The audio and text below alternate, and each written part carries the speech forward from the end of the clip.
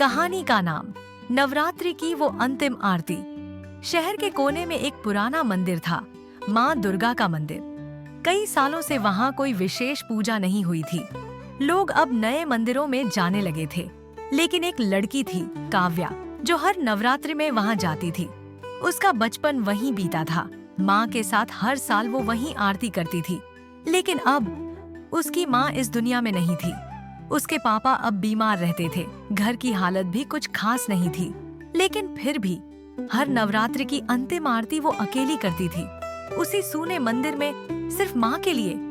माँ, इस बार भी आई हूँ, बिना फूलों के, बिना ढोल के, बस अपने आंसुओं की थाली लेकर। लेकिन इस बार कुछ अलग था। नवरात्रि की नवमी रात थी, मंदिर में कोई नहीं था। काव्या ने माँ के सामने दीप जलाया, थाली उठाई, आरती शुरू की। वो गा रही थी, पर उसकी आवाज कांप रही थी। अचानक एक तेज हवा का झोंका आया, दीपक बुझ गया।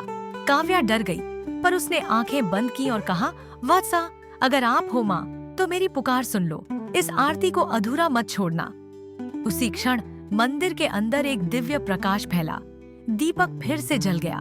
आरती का दिया किसी के हाथ में मेरे सामने कोई लेकर था। काव्या ने देखा, मंदिर के चारों ओर ज्योतियां जल रही थीं।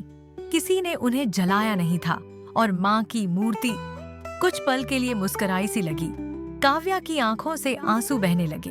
वो वहीं गिर गई और बोली, माँ, तूने फिर आकर मेरी आरती पूरी की। जब पूरी दुनिया ने मुझे छोड़ दिया, तूने मुझे थामा है। उसी रात से मंदिर में चमत्कार होने लगे। अगले दिन मंदिर में भीड़ थी। लोग कह रहे थे, यहाँ माँ की साक्षात उपस्थिति हुई है। अब वो मंदिर फिर से जगमगाने लगा। सब माँ को देख नहीं रहते, वो सब काव्या की भक्ति देखकर दंग रह गए थे। लेकिन काव्या वहीं बैठी थी, हाथ जोड़कर, क्योंकि उसने माँ को पा लिया था।